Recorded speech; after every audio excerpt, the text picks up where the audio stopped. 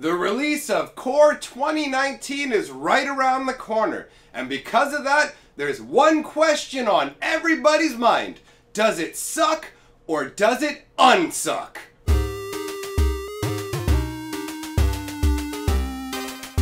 Greetings, owners of fine luxury cardboard rectangles, and welcome to my thoughtful analysis on Core 2019. Let's take a look and see if this is a worthwhile set. So, it's been a long time since we have had a core set in Magic the Gathering. So for those of you who don't know what they are, basically at the beginning of the game you had Alpha, which was obviously the first set ever printed. Then it was reprinted as Beta, an identical set with a few corrections here or there, a missing card inserted, but nothing really changed, no new reprints. Then they reprinted it again as Unlimited. So for the first 3 sets of Magic the Gathering, it was just identical cards. Then Revised came along, and that was where they took some cards from the previously existing expansions and put them into the core set. Now these were all white bordered sets for a long period of time. It switched over to black bordered. That's a very minor issue when it comes to core sets. But the point of the core set was it was always meant to be the introductory tool, the beginner's portal into Magic the Gathering. So it was part of history for the longest time up until they decided to get rid of it with Magic Origins around 2015. So it was part of Magic history for a considerable amount of time before it was just kind of shelved as a concept. And they've tried different ways to get beginners into the game with different products, but they have decided to return to the core set. So we need to look at this product as it was meant to be, right? When you're looking to examine something, you need to understand what the intent of that is, right? You need to know, what was this made for? So, because the core set was designed for beginners, it's not going to be your standard Magic set. I have some notes here. I'm a fancy boy. We're gonna go in depth here. I got notes, I got charts, I got everything a young man needs to make his point in today's busy world. So, let's take a look here.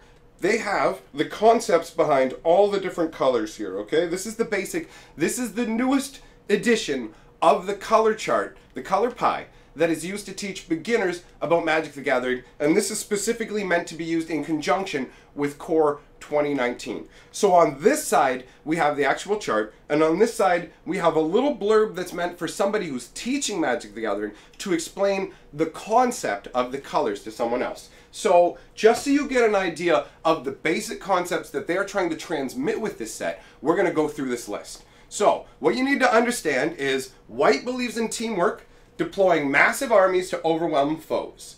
Blue believes in knowledge and outthinking opponents and countering their strengths. Black believes in power, using death, decay, and ruthlessness to get what it wants. Red believes in freedom, setting fire to everything that would try to control it. And green believes in growth, summoning the forces of nature to do its bidding. Now these are obviously incredibly simplistic concepts, but I feel like as basic concepts, they're perfectly reasonable to use as introductory ideas. Now, on the chart side of it here, how they've done it, I don't know how well you can see it, so let me get a little bit closer for you, my friends. We have a situation where, for example, you have white here. It talks about the land type that it uses, so down here it says plains, and up here it says protection and order. So the two concepts they want you to take away from with white here are protection and order. Now with green, we have a situation where greens are life and nurture, and honestly, I really like the leaf effect back here. That's great. This is a really nice looking chart. So for blue, it's deceit and intellect.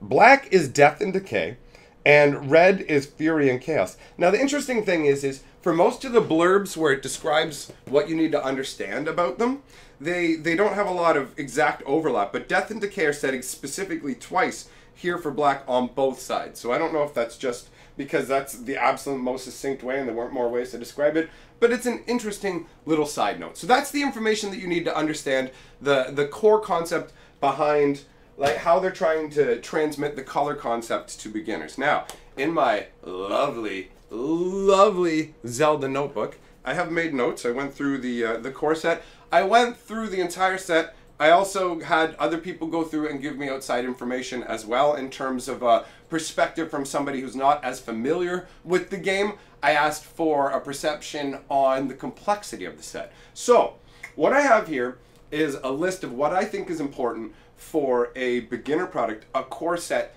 to have in it, because I've seen these core sets evolve over time, and I know what they're supposed to be. So the most important thing, and this is absolutely key, number one, it has to be fun. It has to be fun. It has to have feel-good moments. We're going to go through each of these points more in depth, but I'm just going to give you the list here. It needs to be simple. It needs to teach in subtle ways. It needs to reprint cards that don't fit elsewhere. And it needs to explain the difference between the colors. That's how I feel. And to me, the set doesn't have to be balanced for draft or anything of that nature. One of the cool things about the core set is that it's set in no particular world. So most sets are designed, here's where we are, here's what we're doing, right? That's the scenario. Where the core sets, traditionally what they had evolved to be were half new cards and half reprints. And the half reprints could be anything. And we'll talk about the reprint cards that don't fit elsewhere point right now with this. One of the purposes of the core set is to get cards back in rotation, back out into the wild, that have dried up. The supply's gone, we can't get them, but unfortunately they don't fit in particular worlds. Now, they can also do new cards this way too, but obviously when it comes to reprint specifically, which is what we're talking about, there are certain things that just aren't going to fit thematically into a world. Like, why, I'm just going to make something up. Let's say there was a dude named Gregor who lived on, like, the plane of Gregoria. And then they had Gregor's wand, and the flavor text talked about, like, being on his plane and what he did in his world. It wouldn't make sense if it was shoved onto, like, Ravnica, because it's like, well, he's not here on Ravnica, this has nothing to do with Ravnica, why is this here?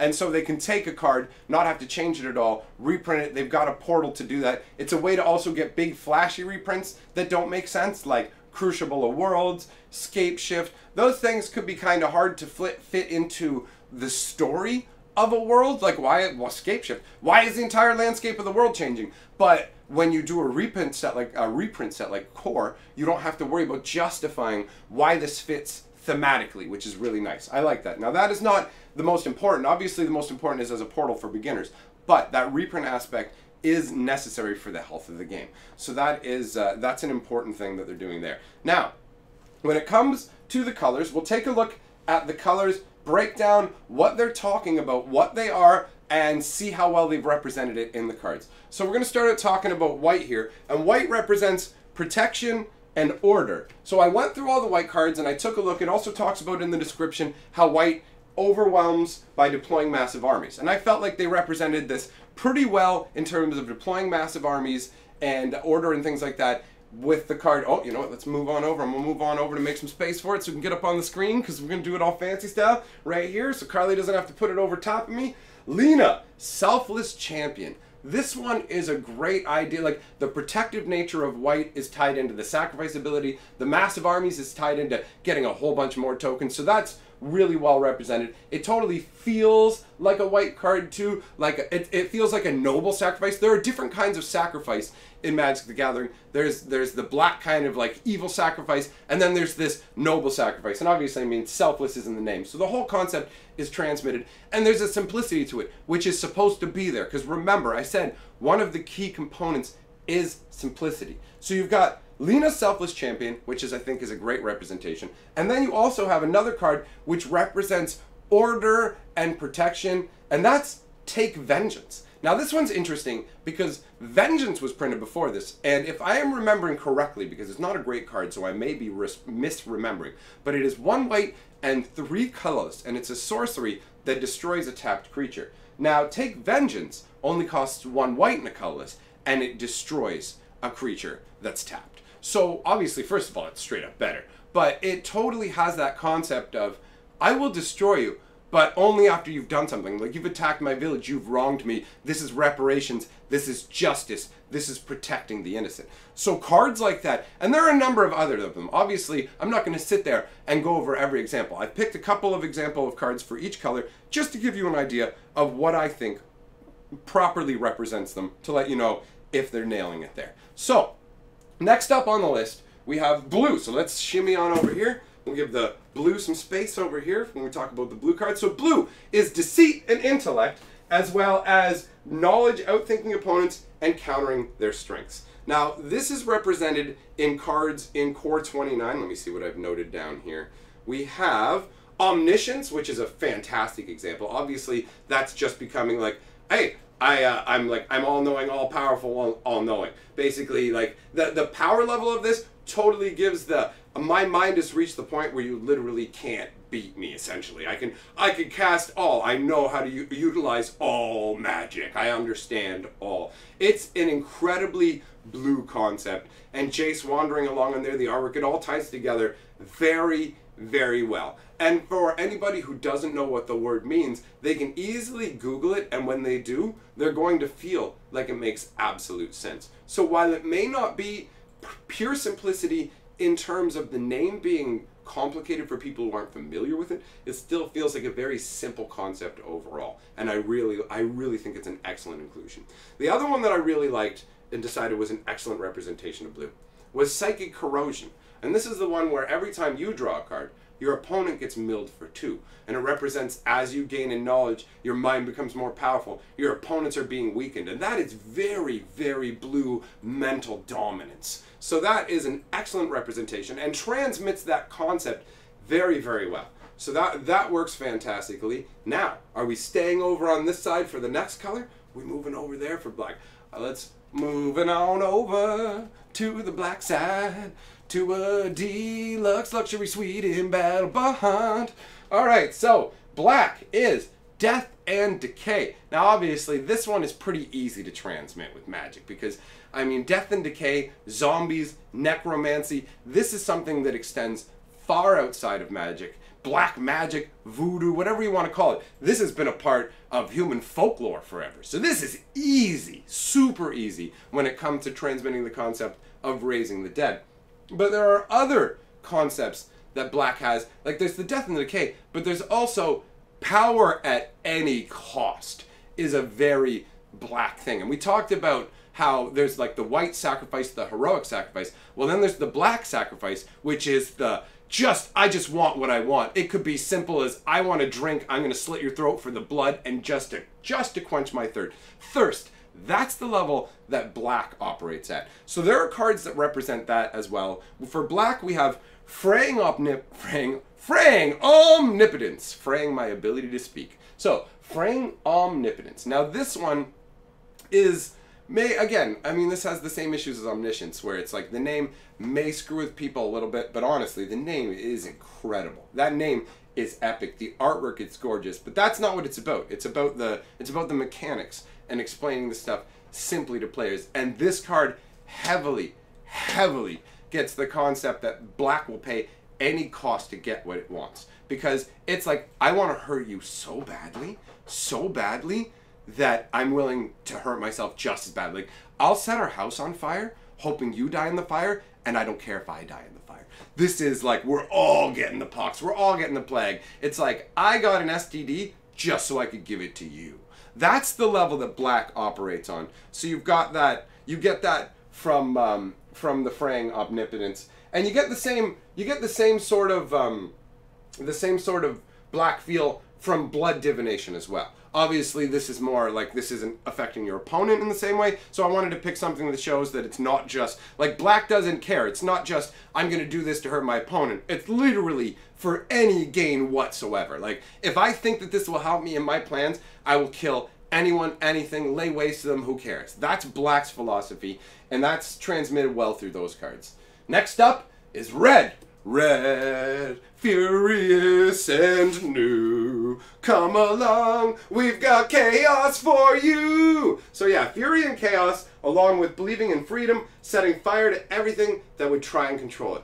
Red is really simple. I mean, red is super simple. In this, I mean, I'm gonna set you on fire, all right? And I mean, they transmit not just the fire concept, but they also show that red can harness other elemental forces. You have Lightning Strike, which now that Lightning Bolt is obviously too powerful at 1 red mana, we end up with Lightning Strike, which is perfectly reasonable at a red and a colorless to do 3 damage to any target. This card totally shows you exactly what red is capable of. Unlike black, Unlike white that are just going to go destroy target creature, red is going to go, I'm going to set that on fire. I'm going to set that on fire. Let's see if that can stand being set on fire. Oh, I'm going to blast this with lightning. Lightning and fire. There's a very gut, visceral feeling to blasting somebody with fire. That's an elemental, amazing feeling. So with red, you've got that elemental like control of fire and lightning transmitted in a couple of different ways. So you have the lightning strike, which transmitted in the very directly, I'm going to damage you. But then you also have that elemental mastery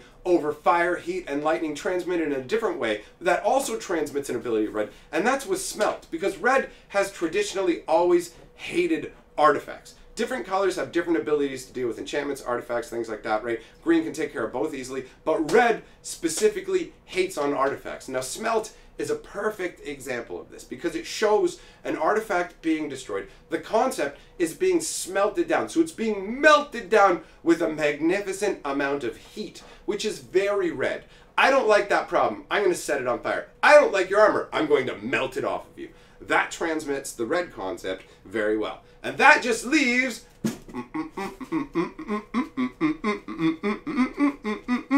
green. All right, so for green, we've got a situation where green believes in growth, summoning the forces of nature, that sort of thing. To me, green is about gigantic creatures and reusing your resources, things like that. So for me, the cards that I picked that I felt were good representations from the set for this, Prodigious Growth is an enchantment that I genuinely would have loved to play with when I started the game. This thing will make any creature massive, and it transmits the concept that green, unlike white, where they're going to make a bunch of dudes and come at you, green is just going to make giant guys and Hulk smash your face into oblivion. And I, personally, big fan of that. I love it. So, Prodigious Growth is fantastic, just a fun little card. In terms of bringing your resources back, nature, regrowth, because regrowth was in the game from the beginning, one green, one colorless, bring a card back from your graveyard. So that effect has been brought back in numerous ways in green. It's a very green effect. They have it represented on a bunch of different cards. Reclamation Sage is one I particularly like for this because it is a creature as well, and green is a very creature-oriented color. So Reclamation Sage is a great representation of what green is in Magic the Gathering. In terms of artifacts, that's the next thing we talk about. Artifacting. So the artifacts are excellent. There are a bunch of different things that I really enjoy. There are a number of wands. Now for the artifacts, I picked out a couple of cards for me that are actually cards that are like, basically they're like nostalgia throwbacks that if you've been playing since way, way, way back in the day, you would totally get the reference to these cards. Like, they made the Fountain of Youth originally, and now they have Fountain of Renewal, which I think is a fantastic artifact that does a similar kind of effect. And they switched Jamdai Tome down to Arcane Encyclopedia. And this one's great. It's a really simple concept. 3 mana gets you an artifact, 3 mana and tap it, draw a card, and it's a tome. So basically you're just like, oh, I'm learning magical. Like, it's straightforward, makes absolute sense. There's a lot of artifacts in the set that are totally like easy to understand instantaneously. It's absolutely fantastic. So in terms of representing the colors, explaining the differences between the colors, I feel like when people look through the cards from the set, they are going to look at it and go, yes, I can feel the difference. And so that covers the differences between the colors. We talked about reprinting cards that don't fit elsewhere. In terms of simplicity, the cards are very simple. You have really cool cards like the Gigantosaurus, which is just 5 green for a 10/10. It doesn't get any more straightforward than that. That's incredibly simple. Lightning Strike that we talked about, incredibly simple. I mean, when you go through the set, if you don't know it's a set for beginners, you would think, wow, this set feels kind of lackluster because it's vanillatized almost. It's taken down a peg in complexity, and Magic's a very complex game, and with that complexity can come power. So it can feel like this set is less powerful. I haven't ranked this set on power level because this is a different beast. This is a tool for beginners to get into the game. Now, in terms of fun, feel-good moments, there are a ton of cards in this set that feel like they have feel-good moments. I'm really happy to see that they brought the Elder Dragons back all the way from Legends, put them into the set, decided to make a flip Nicol Bolas. There's a lot of different cards that feel like one-offs in this set that don't feel like they're designed to be like, they didn't go with a ton of hand holding and go, play this with this and this and this and this. They didn't build a lot of cycles into it where it says, this goes with this and this goes with this and this goes with this. It's all just kind of, you can put it together if you want, but there's not a lot of like, auto synergy where you have to combine these things. And they have a nice cycle running through the set that I really like, and that's the mare cycle, where they can't be blocked by creatures of particular color and also transmit other information about that color, like the white one giving you life when it gets targeted. They're really cool. I like that because you may not notice it if you don't want to, but when you pay attention you can see how it teaches you about the game. So overall, in all honesty, the core set 2019 seems like it's really well designed for what it's supposed to be. I am a big fan of the set. So to me, it's a big old recommend. Come on in, Core 2019, and give Papa Purple a hug. You did it. You know what? You know what this calls for? Carly! Go send G Sports an oiled up virgin. Send them a good one. Not one like Fatal. All right, time to celebrate, my friends. Thanks for coming by. Let me know what you guys think in the comments. Bet you thought I was gone, but I'm not, because I need to announce that I have 3 new members of the Golden Lords of Purple. Welcome, Lori Henry, Mike Bronstein, and Cobbler. Man, that's right, I'm using your name from the streams, boy, because I know you love it. All right, thanks for joining up, my friends. I will see you in the scroll at the end of the video. I like to point, and now I'm out. I am a pepperoni lover pan pizza, and together we are the 6th color of magic.